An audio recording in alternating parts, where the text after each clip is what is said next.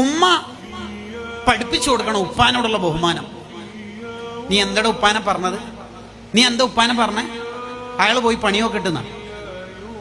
നിന്റെ ആ +2 കാലത്തായി ഈ കൊറോണ അതിന്റെ മൂർധന്യത്തിലെത്തുന്നത്. അന്ന് ഉപ്പാന്റെ 3 മാസത്തെ സാലറി ഉപ്പ ഇങ്ങനെ ടൈറ്റിൽ പിടിച്ചു വെച്ചിട്ടാണ് നിനക്കൊരു നല്ല ഫോൺ വാങ്ങി തന്ന ഓൺലൈൻ ക്ലാസ്. ഇപ്പൊ ഡിഗ്രി ഒക്കെ കഴിയുമ്പോഴേക്ക് 2 ഇംഗ്ലീഷ് വർത്താനൊക്കെ പറയുമ്പോഴേക്ക് ഉപ്പാനൊക്കെ പറ്റാതെ ഇല്ലേ അല്ലേ? നീ എന്നെങ്കിലും ഒരു ദിവസം വീട്ടിലേക്ക് ഫോൺ വിളിച്ചാല് ഉപ്പ ഫോൺ എടുത്താൽ ഒരു 5 മിനിറ്റ് ഉപ്പാനോട് മിണ്ടാറുണ്ടോ? ഉണ്ടോ? ഫോൺ എടുത്താൽ എന്താ പറയല്? ഉമ്മയില്ലേ അതിനെ ചോദിക്കല്. അങ്ങനെ ഓവറായിട്ട് എന്നെ ബഹുമാനിക്കണം എന്നൊന്നുമില്ല. ആദ്യം ഉപ്പാനെ ബഹുമാനിക്കും കേട്ടോ. ഇത് ഉമ്മ പഠിപ്പിച്ചു കൊടുക്കണം. ഉമ്മ പഠിപ്പിച്ചു കൊടുക്കണം. ഗസാലിമാവും പറയാത്. നമ്മളെ ഉമ്മമാര് പലപ്പോഴും എന്താ ചെയ്യല്? എന്താണ് കരയുന്നത്? ഉപ്പ അടിച്ചേനാ? സഹിക്കും മോനെ, ഉമ്മ 25 കൊല്ലമായി നിന്റെ ഉപ്പാനെ സഹിക്കുന്നു. Very good.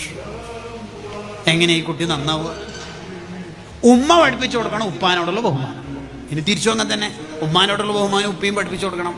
നീ ഉപ്പാനെ കാണുമ്പോൾ ഭയങ്കര പേടി. ഉപ്പ നാട്ടിൽ വരുമ്പോൾ ഭയങ്കരമായിട്ട് ജമാഅത്തിന് പങ്കെടുക്കൽ. ഉമ്മാനെ തീരെ വിലയില്ല അല്ലേ? ഒരു ടൂറിനൊന്നും വേണ്ട, ഉമ്മാരെ പൊരുത്തം വാങ്ങിയിട്ട് മതി ബാക്കി. നീ ആദ്യം ടോയ്ലറ്റിലേക്ക് പോയിട്ടല്ലടോ ഈ കാഷ്ടിക്കാനും മൂത്രയ്ക്കാനും പഠിച്ചത്. അന്ന് ഈ പമ്പേഴ്സ് ഒന്നും ഇല്ലാന്ന്. ആ മടിത്തട്ടിലവിടെ മൂത്രയ്ക്കാനും കാഷ്ടിക്കാനും പഠിച്ചേനെ നീ. നമ്മൾ ഇന്ന് ടോയ്ലറ്റിൽ പോയി ഏത് കൈ കൊണ്ടാ വൃത്തിയാക്കൽ? ഇടത് കൈ കൊണ്ട്. നിന്റെ കാഷ്ടം വലത് കൈ കൊണ്ട് ഒരു മനുഷ്യൻ ഭൂമിയിലുണ്ടെങ്കിൽ ആ ഉമ്മയായിരിക്കും. ആ ഉമ്മാക്ക് ഒരു മുസാഫാത്തില്ല, ആ ഉമ്മാനിക്ക് മെയിൻ്റില്ല അല്ലേ? നീ ലോകം മൊത്തം ചുറ്റി സഞ്ചരിച്ചിട്ട് ഹൈ ലെവൽ 2 പേപ്പർ പ്രസന്റേഷൻ ഉണ്ട്, മറ്റന്നാൾ ഒരു PhD വാക്കുണ്ട്. നീ എവിടെ എത്താനാടാ നീ പോണത്? ആദ്യം ഉമ്മാരെ പൊരുത്തം വാങ്ങണം. ഇതാരെ പഠിപ്പിച്ചിട്ടുണ്ട്? ഉപ്പ.